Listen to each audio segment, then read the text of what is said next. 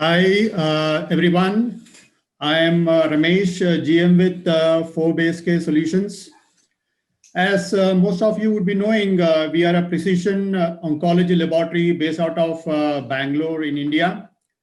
And it's been our endeavor to bring together clinicians, academicians, scientists pursuing precision oncology on a common platform. And in pursuance of that, it gives me great pleasure to welcome you all to the sixth of the Precision Oncology series talk. The talk for today is Making Every Breath Count, Biomarkers and Clinical Applications in Lung Cancer. Well, as you all must be knowing that November is recognized as Lung Cancer Awareness Month, and it becomes very apt that we have this webinar coinciding with the Lung Cancer Awareness Month. And to deliver this talk today, we have the very eminent Dr. K. Pavitran, Professor and Head of the Department of Medical Oncology and Hematology at Amrita Institute of Medical Sciences in Kochi. Dr. Pavitran has the distinction of publishing over 80 papers in international journals and over 98 papers in national journals, and has delivered many lectures at various national and international conferences. He has participated in more than 35 clinical trials. Dr. Pavitran is a fellow of International Medical Sciences Academy and a fellow of many national and international organizations, prominent amongst them being the ASCO, the ESMO, the International Medical Sciences Academy, and the International Association of the Study of Lung Cancer. Moderating the session today is Dr. Arun Warrior, another senior consultant medical oncologist from Aster Medicity in Cochin. Dr. Warrior has a rich experience of over 10 years specializing in comprehensive management of solid tumors and lymphomas. He is trained and worked at some of the finest institutions in India and UK. He specializes in multidisciplinary therapeutic strategies by combining advanced diagnostic and treatment modes, including genomic risk stratification, molecular targeted therapy, and immunotherapy based on international protocol. I will now request Dr. Arun Warrior to request Dr. Pavitran to begin his talk and moderate his session thereafter. Over to Dr. Arun Warrior. Good evening to all. So thanks for the introduction. And I think today's meeting is very unique that we are dealing with a specific subset and we are just focusing on only one aspect. So it is only about biomarkers in lung cancer. So we have a presentation by Pavitran sir first, in which he will be touching upon the main areas of interest and also some clinical experience which he would have had during his practice. And again, we'll also be taking questions from the audience if any. There's a chat room and you can type in your queries there and I'll be taking those questions. Maybe we should do it at the end or in between if it gets little, we think something is there to be interesting, I'll just chip in there. So can we begin the session, sir? Okay, I think, yeah. So good evening to you all. The topic is clinical application of biomarkers in lung cancer. Lung cancer is the fourth most common cancer in India, with an age-adjusted incidence rate of 13.9 per 100,000. And this is the third most common cause of cancer-related deaths after breast and cervical cancer in India. And the 5-year survival in advanced disease is poor, but it has improved recently after the introduction of targeted therapy. Previously with chemotherapy, the survival was just less than 1 year in advanced or stage 4 disease. But over the past decade, lung cancer survival has improved dramatically. Just with the tablets, now they are surviving even 3 years or even up to 5 years. And 2/3 of the patients with the lung cancer in Asia harbor a potentially actionable driver mutation. That is a mutation that is responsible for causing cancer. And that is an advantage as far as we are concerned, because in Western population or Caucasians, the incidence of these mutations are only about 10 to 15%. And first-line therapy with the target agents prolongs survival 2 to 3 times versus cytotoxic chemotherapy. This just to show you the evolution of management of lung cancer. Initially, lung cancer was considered as a single disease, and all lung cancers were treated with either with only chemotherapy or radiotherapy alone. And then the pathological advances made the distinction between small cell lung cancer and non-small cell lung cancer. Then the treatment differed between the two. There is small cell and non-small cell lung cancers. Then came the histological differentiation, that is non-small cell lung cancer was divided into squamous cell, non-squamous cell, large cell, etc. And among chemotherapy, we found out that there was difference in the response to chemotherapeutic agents between adenocarcinoma and squamous cell carcinoma. Then came the molecular advances, especially the identification of various targets like epidermal growth factor receptor, ALK, ROS1, etc. And this has refined the therapy of lung cancer based on various targets. There is the evolution of targeted therapy. Then came immunotherapy in the recent past, and there we have markers like PD-L1 expression and what is called tumor mutation burden to decide on, to find out who is likely to benefit from immunotherapy. A biomarker is defined as a natural substance found in the body that serves as an indicator of a biological state, condition, or disease. It can be body fluid or blood or tissue. And it can be used in various ways, that is for early detection, to decide treatment, that is personalized therapy, and also for monitoring response to therapy. So it can be used in various settings like screening of lung cancer, to decide on the management of a solitary pulmonary nodule, in making the diagnosis of lung cancer itself, and risk assessment, then prognosis, and also, most importantly, to decide on the personalized treatment. And the source of the biomarker could be from the blood, sputum, exhaled breath, urine, or from the oronasal or bronchial epithelium, or the circulating tumor cells in the blood itself. These are the sources as well as origin of the various biomarkers like nasal epithelial cells.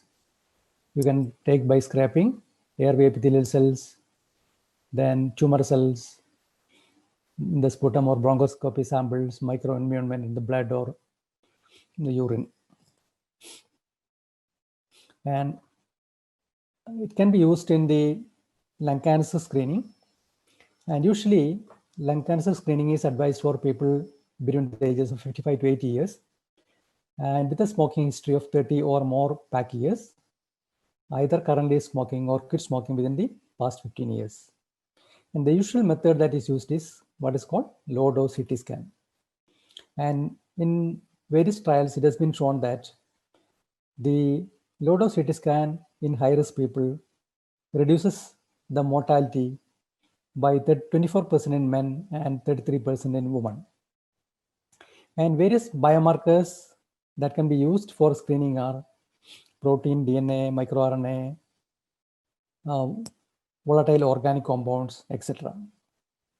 And this is an invasive form of investigation, so it is more easy than a CT scan or a biopsy. That is advantage. And this is a way to use the volatile organic compounds in the breath, that is to diagnose or to detect cancer early from the exhaled breath, the organic compounds present in the exhaled breath.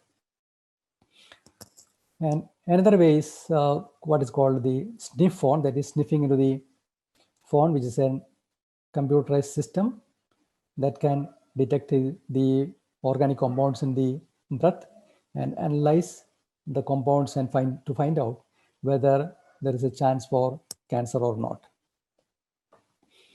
Then use of biomarkers in the treatment can be used in the targeted therapy or immunotherapy as well as for chemotherapy.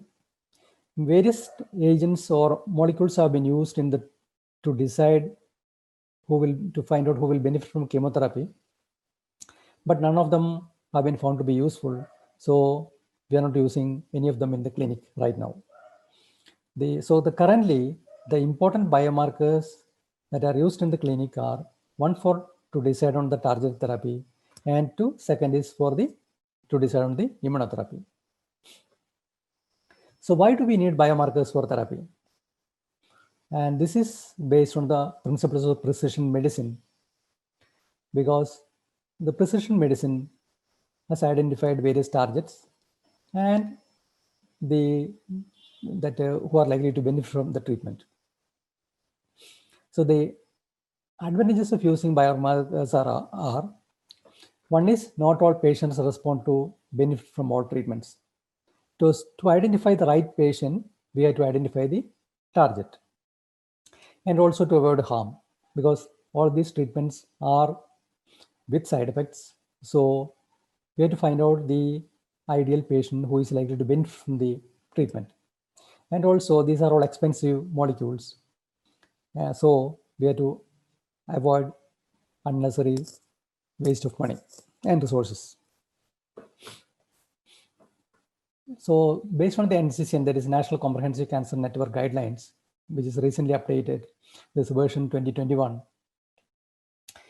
suggests testing the various biomarkers in patients with adenocarcinoma, large cell carcinoma, non-small cell, not otherwise specified, for at least these markers like EGFR, ALK, ROS1, BRAF, NTRK123, MET, exon 14 skipping, and RET. That is, these are the 7 markers where we have got specific drugs for the treatment. So if we identify any of these markers, now we have got drugs to treat them. And also PD-L1 testing to decide on the immunotherapy. And even for squamous cell, they advise testing, especially when they are non-smokers or females, where there's a chance for positivity for any of these biomarkers. So the specimens for testing can be surgical specimens, that is paraffin blocks, or cytology specimens like pleural fluid, cell block with the paraffin blocks, or EBUS, that is endobronchial ultrasound guided biopsy, or surgical resection specimens. All these can be used for the testing. And for endobronchial biopsy, what we usually do is on-site assessment with the ROS, that is with the methyl blue staining, to find out the adequacy of the specimen. So this way, we can repeat that study if required to seeing that whether that tissue is adequate or not. Then the various testing methodologies for this to identify these molecules are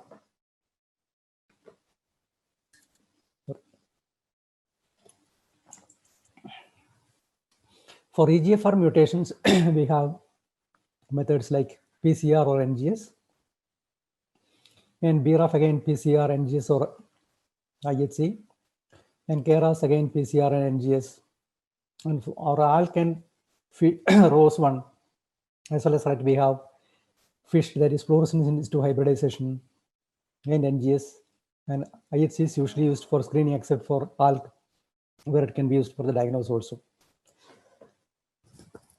Sorry. And RET and the MET exon 14 skipping mutation is by NGS, and NTR can be identified by IHC, FISH or NGS. Then MET amplification by FISH or NGS, then HER2 mutation by PCR NGS, and tumor mutation burden by NGS. So all the clinical guidelines currently recommend the molecular testing, broad molecular profiling, especially with NGS, and this is found to be cost effective also, because this can save the tissue, and also in one testing only we can find out all the various abnormalities that is present. So now coming to the treatment with actionable mutations or biomarkers, that is a patient with a identified mutation. This is the current treatment paradigm for molecular biomarker positive advanced non-small cell lung cancer. So if EGFR mutation is positive, that is epidermal growth factor mutation positive, means they can be treated with osimertinib. At least we have got 5 molecules, that is osimertinib, erlotinib, afatinib, gefitinib, or dacomitinib. All this can be used. And if they are progressing while on treatment, then you have to test for resistant mutation, because all these molecules, they may act only for about 1.5 to 2 years. Then most of these patients develop resistance. So you have to test for the resistant mutation. And if they were initially treated with the first generation molecules, then you can treat with the EGFR mutation is resistant mutation is positive, then you can treat with the osimertinib. And for ALK mutation, we have got drugs called alectinib, brigatinib, or ceritinib.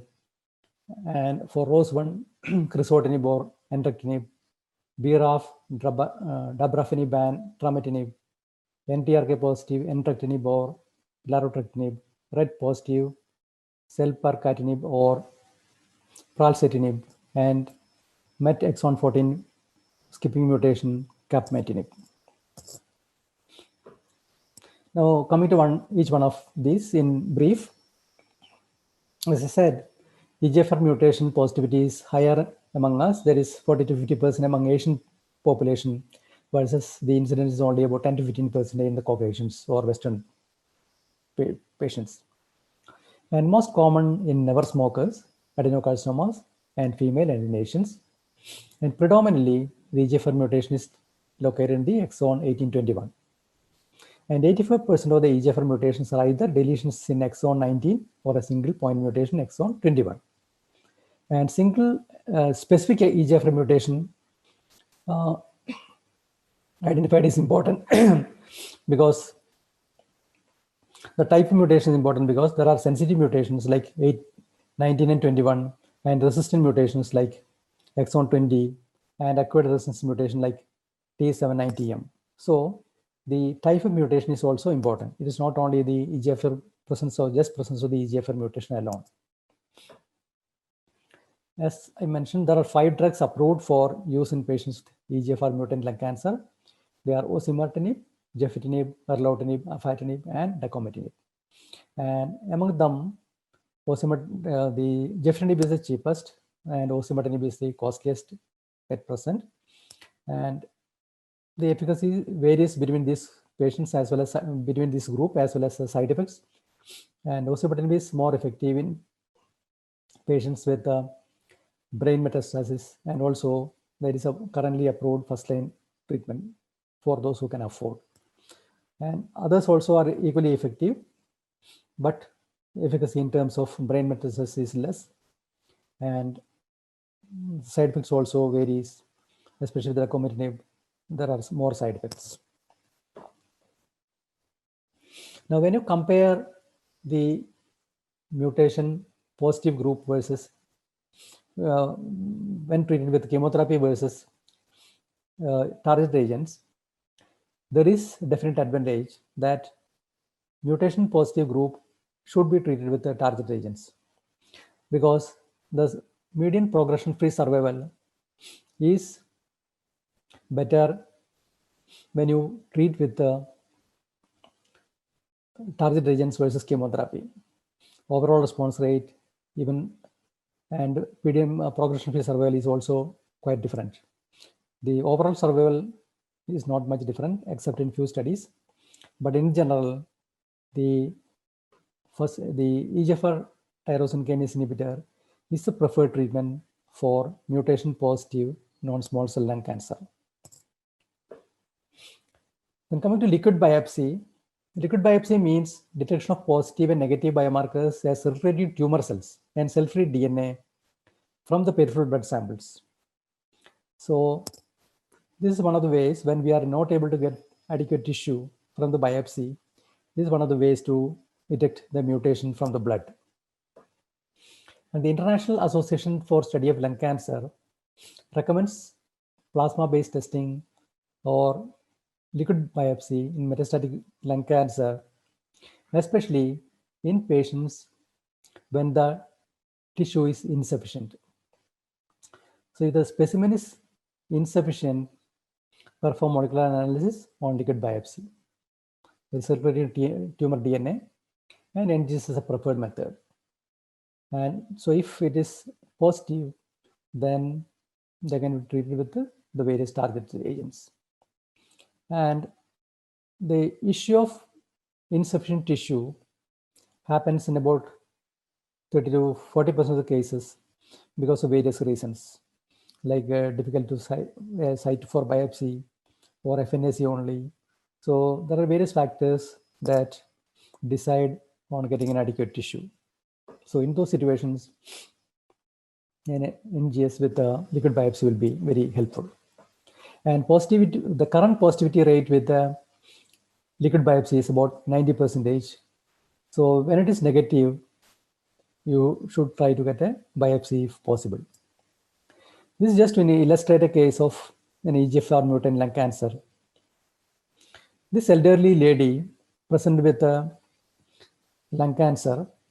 This you can see bilateral lung infiltrates. The what is called the previously terminology that is bronchoalveolar carcinoma. Now it is the term is different, but this is bilateral lung infiltrates, and she was oxygen dependent. Then, when we got the report of EGFR mutation positive, we started her on gefitinib. Even before that, we started because she was being a female and non-smoker, the chance of the EGFR positivity is high. So we started empirically, and in 2 weeks' time, she improved dramatically, and she was free of oxygen and could be discharged home. And this is an X-ray taken after 6 weeks from the start of treatment. And you can see the good clearance, and she was doing all her daily routine activities without any support. So sometimes the response can be so dramatic in these patients, and even better than chemotherapy, and without much side effects. Side effects are usually very tolerable, like some dry skin or itching or loose motions. That is the main side effects with these agents. And also acneiform rashes, skin rashes. This was a mutation, that is exon 21 mutation, L858R. That was a mutation present in this patient. And this is an X-ray after 1 year. She continued to be in remission and with a near normal X-ray. But as I said earlier, at the end of 2 years, she her disease progressed, and she succumbed to her disease. So generally, all these targeted agents work for about 1.5 to 2 years. Then they develop resistance, and the disease progresses. Then we'll have to change the treatment. But now we have molecules like osimertinib. When this patient was initially treated, at the time it was not there. And now we have got that molecule. So if she was positive for the resistant mutation, then we could have changed the treatment and we could have saved her. Or if the resistant mutation is negative, then the option is chemotherapy for these patients. Second is the ALK mutation. Again, typically it is adenocarcinoma histology. Never smokers or light former smokers. Occurs in young people, younger age, middle age, and ALK gene fusion are present about 3 to 7% of the case of adenocarcinomas, and brain metastases are common at presentation. About 1/3 of the patients have brain metastases at presentation. These are the currently available drugs for the treatment of ALK positive lung cancer. First generation is the crizotinib, and second generation ceritinib, alectinib, brigatinib, and third generation is lorlatinib. So if they are started on the first generation, then if they progress, you can change to second generation, or if they're started initially on second generation, you can change to third generation. The other drug like ensartinib and repotrectinib are only in the various stages of development. ROS1 occurs in about 1.2 to 1.7% of cases, and most common in younger patients, never smokers, adenocarcinoma in high-grade histology. And the drugs for ROS1 mutations are, first line is usually crizotinib, ceritinib or entrectinib, and second line is lorlatinib and entrectinib. Then BRAF V600E mutation, this is a commonly seen mutation melanoma, but this can be seen in lung cancer also in 1 to 2% of the patients. Again, occurs in patients with adenocarcinoma, with even those with a history of smoking as well as never smokers. Compared to EGFR or ALK and ROS, it can occur in smokers also. And testing is by PCR or NGS. And first line therapy is the dabrafenib plus trametinib. Then NTRK, that is neurotrophic tyrosine kinase fusion. This is extremely rare in lung cancer, but it is common in some of the rare tumors, and that is the paradox. And there are multiple methods available like NGS, but even IHC is also available. And the first generation drugs are available are entrectinib and larotrectinib. Then RET receptor tyrosine kinase fusion. It is present in about 1 to 2% of adenocarcinomas and also in thyroid cancers. This is more commonly present in thyroid cancers. Again, it can be detected by NGS or DNA NGS or by RNA NGS. That is NGS stands for next generation sequencing. And RET fusion, there are again 2 drugs available, selpercatinib and pralsetinib. Both has got a high overall response rate. It penetrates into the CSF with a good CNS activity and with a very manageable toxicity profile. CMET, skipping exon protein skipping mutation. It is present about 3 to 4% of non-squamous lung cancer, and it is highly present in 20 to 30% of sarcomatoid cancers. Again, it can be detected by the NGS. The drugs available are capmatinib and crizotinib.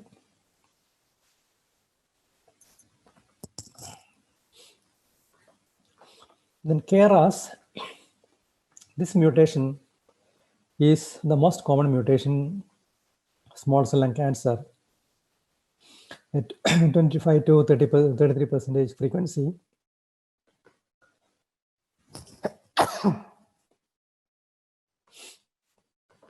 But currently, there are no approved drugs for treating this mutation.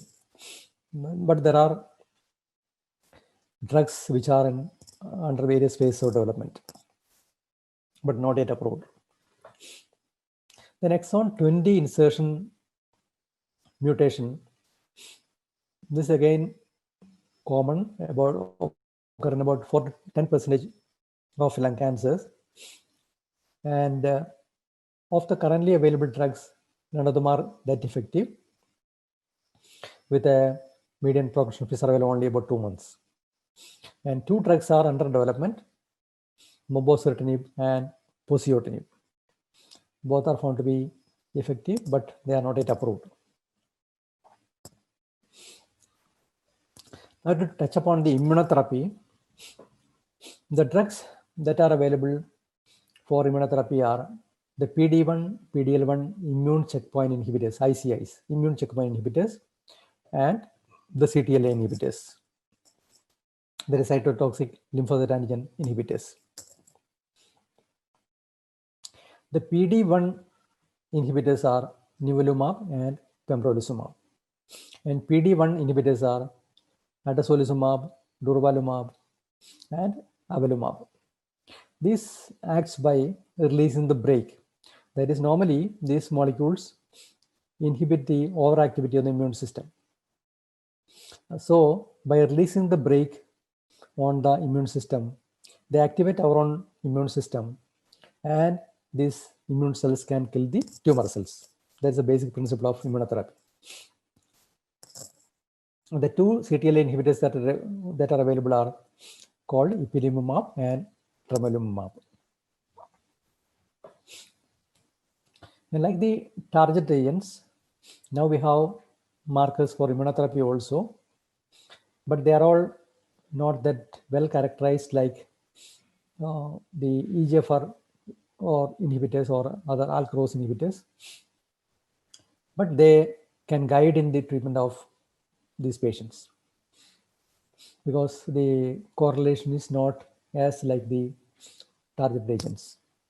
And the currently widely used molecules are or biomarkers are PDL1, that is program death ligand 1, MSA microsatellite instability high or deficient mismatch repair, MMR, or tumor mutation burden. TMB stands for tumor mutation burden. And there are various other markers like neoantigens, PDL1, tumor infiltrating lymphocytes, T regulatory cells, etc. But these are all under investigation only, not yet available for in the clinic. Now, the PDL1 expression, it is highly dependent on disease indication and setting. It can be used in various tumors and settings, not only for lung cancer, and the expression levels also vary from tumors to various tumors, among various tumors. And it can help in assisting in the treatment of decision making for anti-PD1 or L1 therapy. PD1 receptor that is present on lymphocytes has got two ligands, PDL1 and PDL2. PDL1 is typically expressed on immune cells, so they don't destroy each other in inflammation. Also expressed in tissues during inflammation. And PD1-L1 axis, most important brake at peripheral sites of inflammation. So by releasing the brake, we can reactivate our immune system to kill the tumor cells. This is how currently the immunotherapy decision is made in the clinic. For example, if the PD-L1 expression is high, like if the expression is more than 50%, then in patients with advanced lung cancer, this is regarding advanced lung cancer, they can be treated with PD-1 or PD-L1 inhibitor alone because their chance of response to immunotherapy is very high since the expression is expression of PD-L1 is very high. And also it can be combined with chemotherapy if they got an aggressive disease or high volume disease, then it can be combined with chemotherapy plus immunotherapy. But if the PD-L1 expression is low, like 1 to 49% or less than 1%, and if non-squamous histology, then the best choice is chemotherapy plus a PD-1 or PD-L1 inhibitor. Then if it is squamous, again, chemotherapy plus a PD-1 inhibitor, not a PD-L1. If it is squamous, chemotherapy plus PD-1. And if it is non-squamous, it can be chemotherapy plus PD-1 or PD-L1. So now let us see what is tumor mutation burden. Tumor mutation burden is the total number of somatic mutations in the coding region of the tumor genome. So if the neoantigen load is high, then the tumor mutation burden is also likely to be high. And these patients are likely to respond to immunotherapy better than the tumor mutation burden low patients. And also TMB high patients exhibit other genetic alterations like they are usually mismatch repair, deficient mismatch repair or MSI high, or deficient in DNA repair enzymes or pol hypermutated state. So there are various ways to test or to look for tumor mutation burden. The commonest is by next generation sequencing, and can be whole genome sequencing, whole exome sequencing, or large target gene panels. That is disease specific panels. But the coverage will be less. There is a difference between these three. In target gene panels, coverage will be less, whereas with exome sequencing, the coverage is huge. And biopsy sample, the sample can be tissue or plasma. And the other points to be considered are the genomic coverage, low or high, sequencing platform. There are various sequencing platforms for the NGS. Then, and also the cutoff for to decide what is tumor mutation burden, high or low. Usually what is considered is more than 10 mutations per megabytes for tissue, and like up to 20 for the plasma sample. There is a good correlation between tumor mutation burden and also the overall response to immune checkpoint inhibitors like immunotherapy. As the tumor mutation burden goes up, like 20 mutations per megabytes, then you can see the response rate is like 30%. But if it is more than the like 40 or 50%, then the response rate is very good. And the tumors with high mutation burden are like colorectal cancer, which is MSI high, melanoma, etc. These are the tumors with high tumor mutation burden and who are likely to respond to immunotherapy. The second point is the microsatellite instability, which is a DNA repair defect. And again, in DNA mismatch repair deficiency patients, they respond well to treatment. That is, the probability of survival is higher when it is the MSI high, the microsatellite instability is high, or they are deficient in the repair, molecular repair. But if the mismatch repair is proficient or intact, then the response is poor. So based on the biomarker expression, the response to immunotherapy varies. In general, only about 10 to 30% of the people respond to immunotherapy. There is unselected population. But if the PD-L1 expression is high, like more than 1%, the response rate is about 30%. But if the expression is more than 50%, then the response is almost double. Also for MSI high patients, the response rate is about 50 to 60%. And again, for tumor mutation burden, the response rate is about 50 to 60%. The TMB is high, like more than 10 megabase or more than 20 mutations per megabase. Now, there are various issues with the current technology, the testing methods. And this is a pattern of testing for these biomarkers worldwide. In this analysis, it was seen that generally the intake of testing is low in the Asian countries compared to the Western.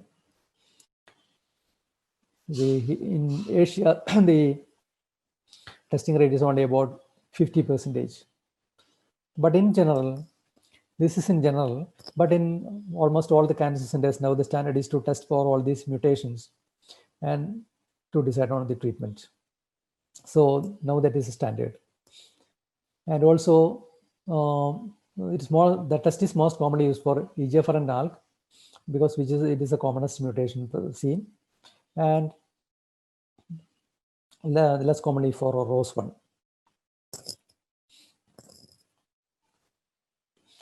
So the barriers for universal testing are, one is not enough tissue, because about in 25% of the cases, tissue is insufficient. And then turnaround time.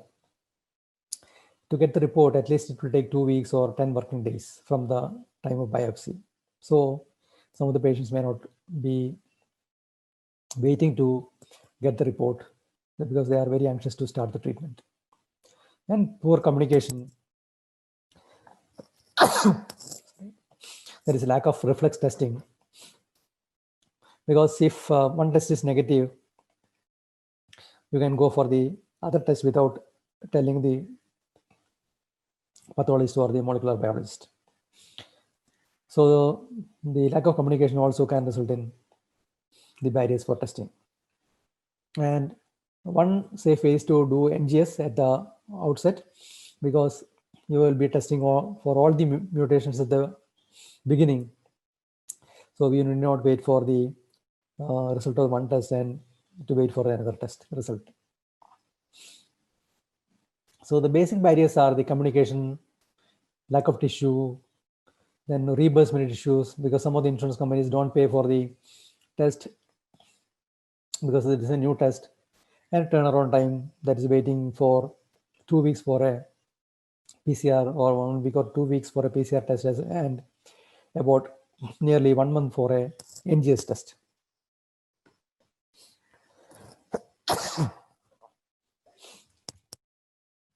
So now let us see what are the ways to improve testing.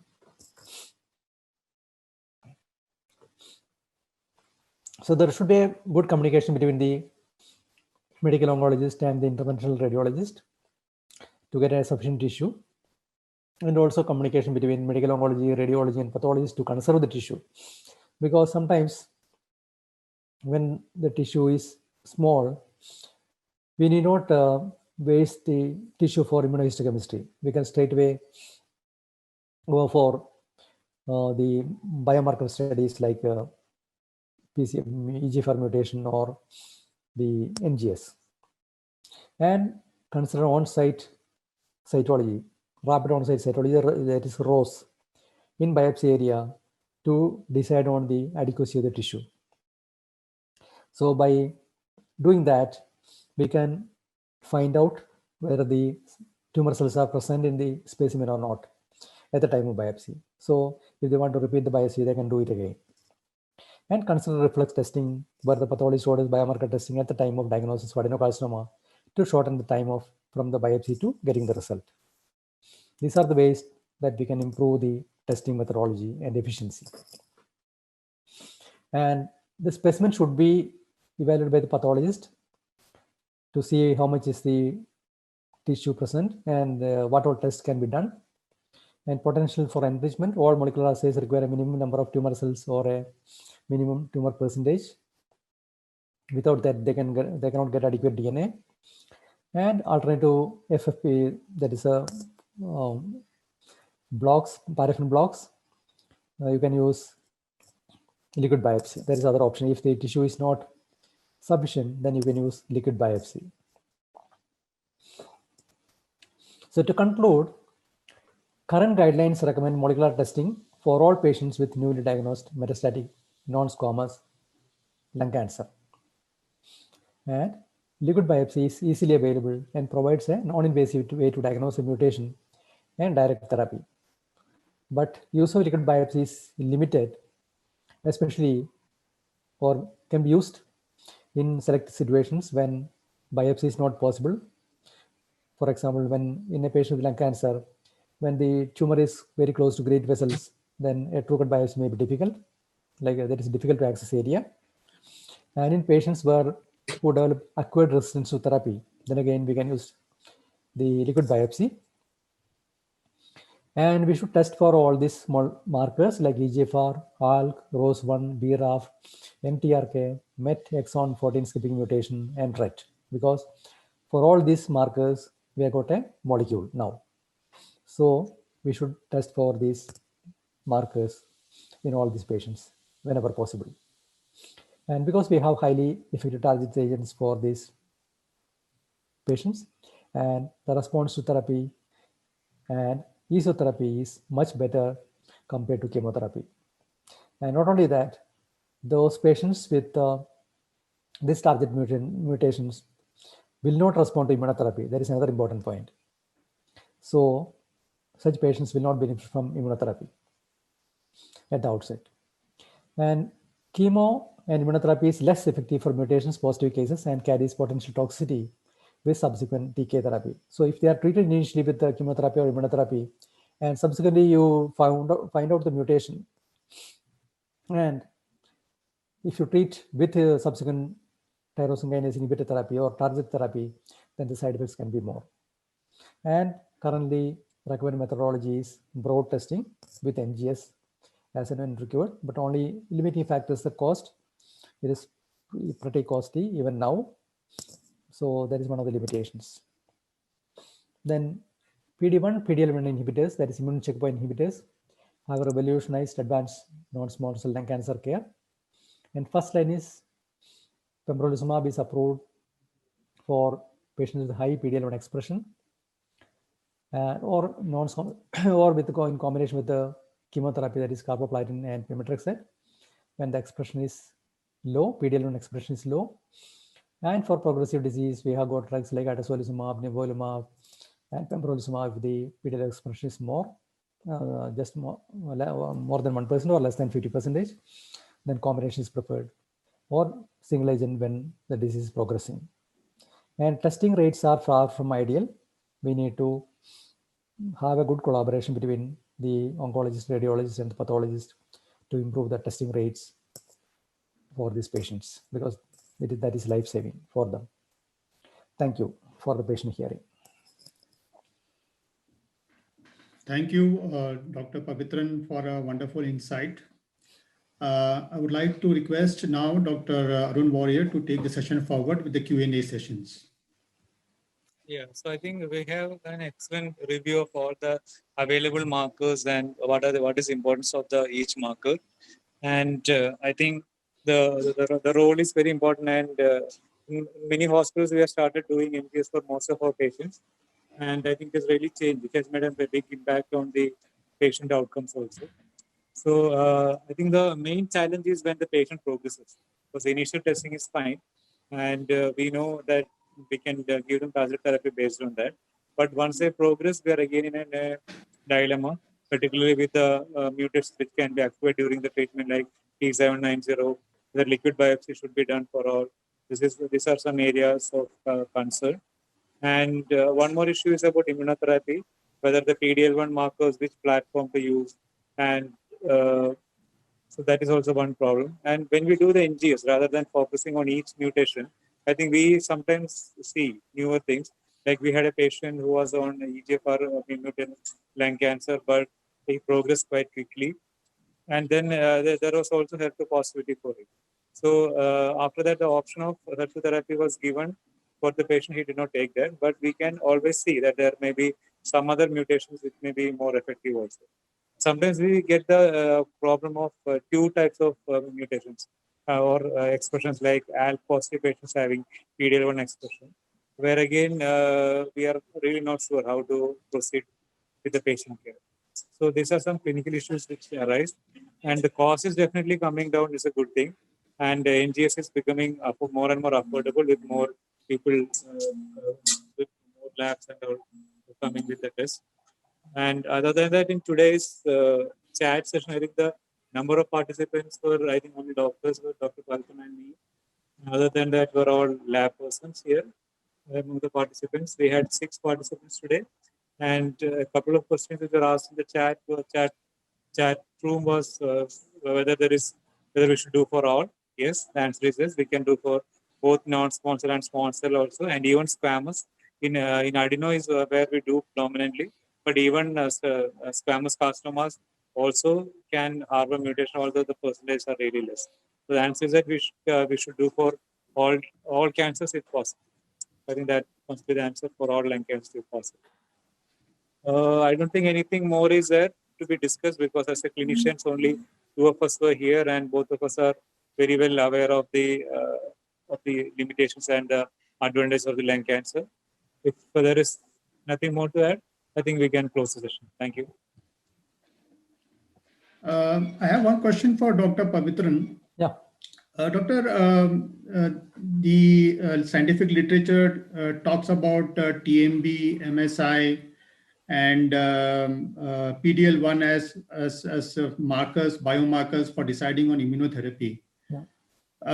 But then there is also a general perception that all the three of them are done together. The possibility of patient responding to immunotherapy is much more better, depending upon their positivity rate. How do you decide upon this? No, again, because I think the option is NGS. If you want to do test for everything, and issue with the TMB is still it is not standardized. Like whether it is 10 mutation or 20 mutations, there are various variations, and it is still not approved by many societies. And even PDL1, it is an indicator, that's all. Suppose it is present like a MSI high or TMB high or PDL1 expression is there, then it gives a clue that the patient is likely to respond better than a negative patient. That is the main thing. Okay. Okay. Not Thank you like so the EGFR mutation positive or negative. All right. Because there is a entirely different spectrum. Okay. Uh, Thank you. Dr. Arun sir, there are some questions in our chat box, Zoom chat box. Can you please take that up?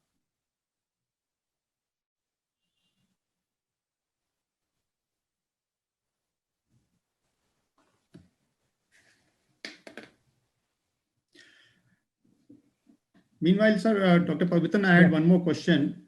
You very aptly said that availability of tissue is always a challenge. Yes. You said issue of insufficient tissue Yeah. is a big challenge.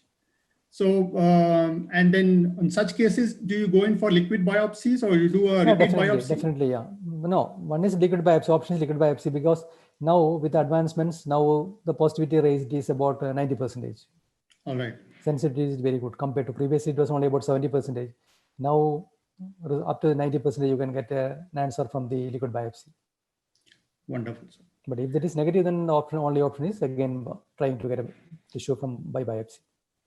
Great. And do you go in for liquid biopsies for other than EGFR? I believe now liquid biopsies are available for KRAS, NRAS, some other parameters also. What is your opinion on that? Other cancers we are not used because we still use from the tissue only. Because there it is, the panel is limited. For colon cancer, Yeah, we need to test only those two, not like a lung cancer. right. Dr. Warrior, we have some more questions. Yeah, well, one of the questions was whether we are going for immunotherapy based on TMB or MSI high. I think in lung cancer, no. As of now, TMB based, we are not thinking of immunotherapy based on that. So basically, it will be the PDL1, and irrespective of PDL1 also, we can use in the second line setting the drugs can be used. So only if the PDL1 levels are more than 50%, we may consider immunotherapy in the first line setting. Otherwise, it's a combination where we have to combine with chemotherapy. And once they progress in the second line setting, irrespective of PDL1, we can give the immunotherapy molecules. And other is about whether there is any specific sequencing of testing. I think because if the resources are limited, we can go for EGFR first, because EGFR is the most common 30%. ALK will be 2, and all others will be in the around 1 to 3% only. So that was what we used to do before. But again, tissue is a problem. So nowadays we tend to go for NGS, because adding up the cost wise, there is not much difference. And I think over the years, it has become more affordable for the patient. So definitely we may end up in a scenario where the EGFR we have done, there may not be enough tissue for doing the further testing. So I think the upfront NGS is the best option. Or if you're really forced for money, there is no harm in doing EGFR testing first. And then if it is negative, to go for the other testing, if it is required. So I think these were the two questions. Dr. Pavitran, you follow the same strategy, or you have any different strategy as far as where tissues are concerned? Do you also do upfront testing by NGS? No, it all depends upon the cost. There is some affordability. That is the main issue. If there somebody is affordable, definitely preferred one is NGS. I agree. Cost is definitely a concern, especially with the kind of socioeconomic class of patients which come to our hospitals these days. I definitely agree, sir. Any other question, Dr. Warrior?